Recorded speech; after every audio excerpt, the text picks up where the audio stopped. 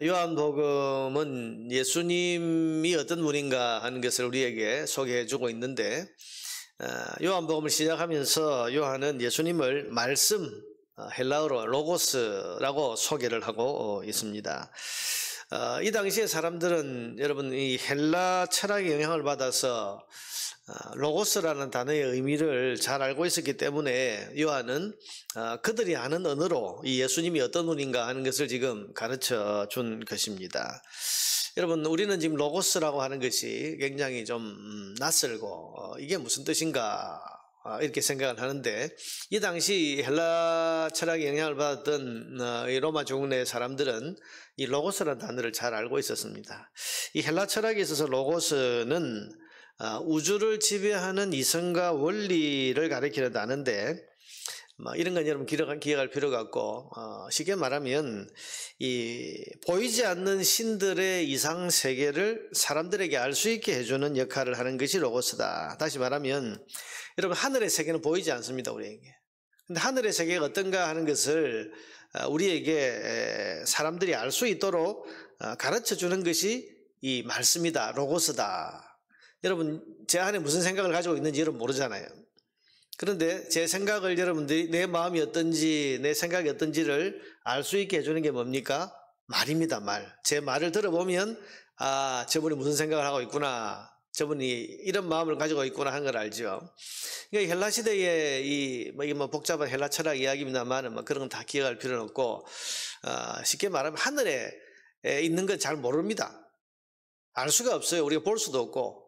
근데 하늘에 있는 보이지 않는 그것을 사람들이 알 수 있도록 그렇게 해주는 것이 말, 로고스다 하는 것, 로고스다. 그래서 이 헬라 사람들은 소위 이제 하늘에 있는 이상 세계와 땅에 있는 현실 세계를 구분했는데, 하늘에 있는 이상 세계를 이 땅의 현실 세계 사람들이 알 수 있게 해주는 것이 로고스다, 이렇게 이제 알고 있었습니다.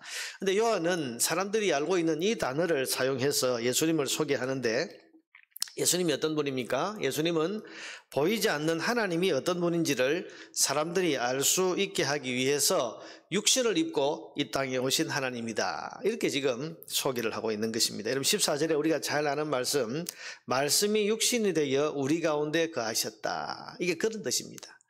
그러니까 하나님이 어떤 분인지를 태초부터 쭉 하나님께서 말씀을 통해서 우리에게 가르쳐 주셨는데, 그 말씀이 실제로 우리 눈에 보이는 육신으로 오셔서 우리 가운데서 하나님이 어떤 분인지를 보여준 분이 바로 예수님이시다.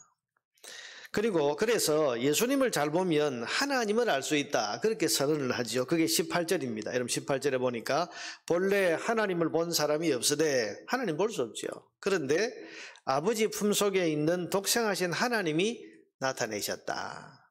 예수님을 잘 보면 하나님이 어떤 분인지를 알 수 있게 된다. 그러니까 예수님이 어떤 분이시냐, 하나님이 어떤 분인지, 어떤 마음을 가진 분인지, 우리를 향해서 어떤 뜻을 가지고 계신지, 그것을 알려주고 보여주기 위해서 오신 분이다. 나중에 여러분 요한복음 14장에 가보면 빌립이 예수님께 그렇게 묻죠.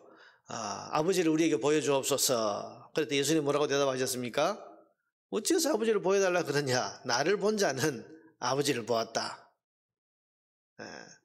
예수님을 잘 보면 하나님 보이는 거죠.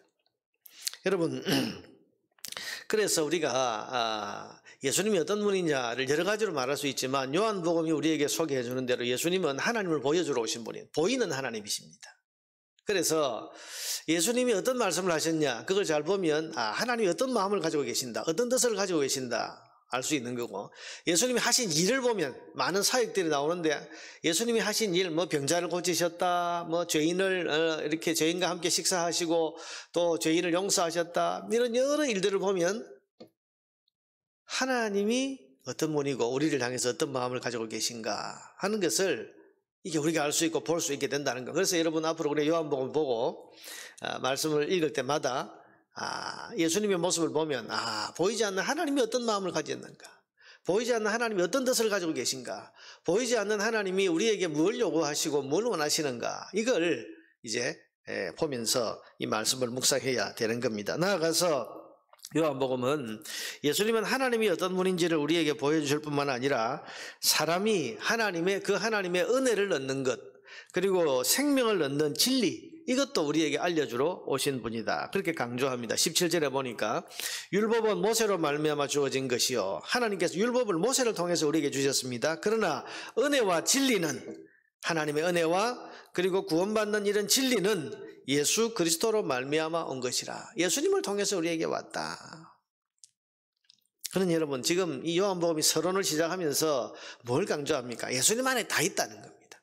하나님이 어떤 분인지도 예수님 안에 있고, 은혜도 그 안에 있고, 어떻게 우리가 은혜를 얻는가도 거기에 있고, 하나님이 어떤 은혜를 주셨는가 하는 것도 거기에 있고, 예수님을 잘 보면 거기에 진리, 우리가 바르게 살아야 될 진리, 구원의 진리, 이게 예수님 안에 다 있다는 것을 지금 강조하고 있는 것입니다. 그런데 그래서 이 예수님을 영접하는 사람들은 하나님을 알게 되고 하나님의 자녀가 되는 권세를 가지게 된다. 12절에 보니까 우리가 잘 암송하는 말씀, 영접하는 자, 곧 그 이름을 믿는 자들에게는 하나님의 자녀가 되는 권세를 주셨다. 그래서 이 예수님을 믿고 영접하면 하나님을 알게 되고 하나님의 자녀가 되는 권세까지도 누릴 수 있게 된다. 그렇게 선언을 했습니다. 그런데 혈통적으로 같은 유대인들조차도 이 예수님이 오셨을 때 예수님을 알지 못하고 영접하지 않았습니다. 심지어는 여러분, 유대인들이 이 당시에 선지자로서 존경하고 있는 세례 요한, 여러분, 세례 요한은 억울한 죽음을 당했지만 그 당시에 그리고 그 이후에 사람들에게 세례 요한은 참 선지자라고 하는 그런 인식이 강했습니다. 근데 요한은 지금 너희들이 세례 요한을 그렇게 훌륭한 선지자로 알고 있는데 그 선지자가 증언한 게 뭐냐? 바로 예수님이 하나님이시고 하나님의 아들이시다. 그걸 증언했는데 너희들은 받아들이지 않았다. 6절 7절에 보면 하나님께로부터 보내심을 받은 사람이 있으니 그의 이름은 요한이라. 이 요한은 세례 요한입니다. 그가 증언하러 왔으니 곧 빛에 대하여 증언하고, 예수님에 대해서 증언하기 위해서 온 사람이다. 모든 사람이 자기로 말미암아 믿게 하려 함이라. 예수님을 믿게 하려고 그렇게 증언한 사람이 세례 요한인데 유대인들은 그 세례 요한의 증언도 믿지 않았다. 예수님이 누구시라는 걸 그렇게 이야기했는데도 불구하고 받아들이지를 않았다. 그렇게 지금 이야기하고 있는 것입니다. 자, 여러분, 예수님은 어떤 분이냐? 하나님이 어떤 분인지를 우리에게 보여주려고 오신 분입니다. 그래서 그분의 가르치신 말씀을 잘 들으면 우리는 하나님이 어떤 분이시고 어떤 마음을 가지고 계신지를 잘 알게 됩니다. 그분이 오셔서 행한 일을 보면 그 속에도 하나님의 모습과 마음이 보이는 것입니다. 그래서 여러분, 우리가 요한복음 나오는 많은 말씀들을 읽을 때에 이 관점에서 읽어야 됩니다. 예수님이 병자를 고치셨다. 이야, 예수님 능력이 대단하구나. 이게 아니라 하나님이 어떤 분이신가. 그걸 지금 보여주시는 거죠. 약한 자, 병든 자를 보면 불쌍히 여기시고 고쳐주고 그걸 원래의 상태로 회복시켜주기를 원하는 분이 우리 하나님이시다. 그걸 예수님이 그걸 통해서 보여주시는 거죠. 생명의 떡, 그래서 오병이어의 사건을 보면서 우리는 야, 예수님 능력이 대단하다. 저 예수님만 따라가면 우리 배는 굶지 않겠다. 여러분, 이렇게 그 말씀을 해석하는 것이 아니고 그것을 통해서 하나님이 어떤 분이시냐. 우리를 살려주기 원하는 분이구나. 우리를 살려주시는 그런 분이고, 그리고 살려주시기 위해서 예수님을 우리에게 보내신 분이구나. 하나님을 알게 되는 거죠. 여기서 우리가 한 가지 좀 묵상하고 생각할 것은, 자, 여러분, 보이지 않는 하나님은 예수님이 오셔서 하나님이 어떤 분인지를 잘 보여주셨습니다. 그래서 예수님을 완전한 계시라고 부르잖아요. 하나님이 어떤 분인지를 완벽하게 보여주신 분이에요. 삶을 통해서, 말씀을 통해서. 그럼 오늘 이 시대에 하나님은 누가 보여줍니까? 예수님이 안 계신데. 그 사명을 교회에 주셨습니다. 자, 여러분, 우리가 무거운 책임감을 느껴야 될 것이 여기에 있습니다.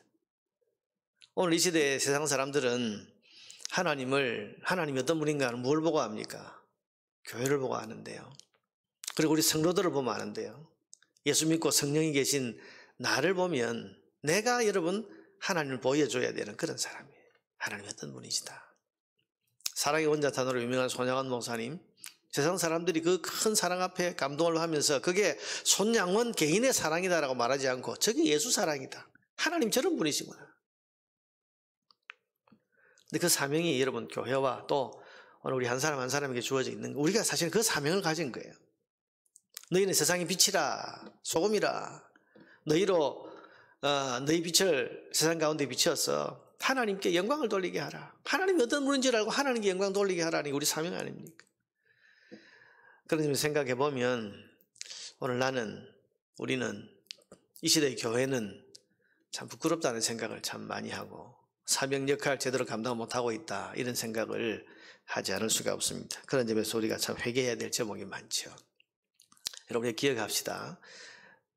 예수 믿는 나는, 구원받은 나는 하나님이 어떤 분인지를 이 땅에 보여주는 그런 책임과 사명을 가지고 있습니다. 이 사명 잘 감당해야 됩니다.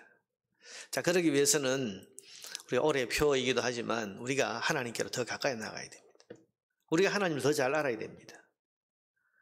그냥 내가 비상적으로 알고 있는 하나님이 아니고 막연하게 알고 있는 하나님이 아니라 진짜 하나님이 어떤 분이시고 하나님 마음이 어떤지, 하나님 뜻이 뭔지를 우리가 생생하게 잘 알고 있어야, 그래야 우리가 하나님이 어떤 분인지를 또 보여줄 수 있지 않겠습니까? 하나님 마음이 어떤지를 세상에 알려줄 수 있지 않겠습니까?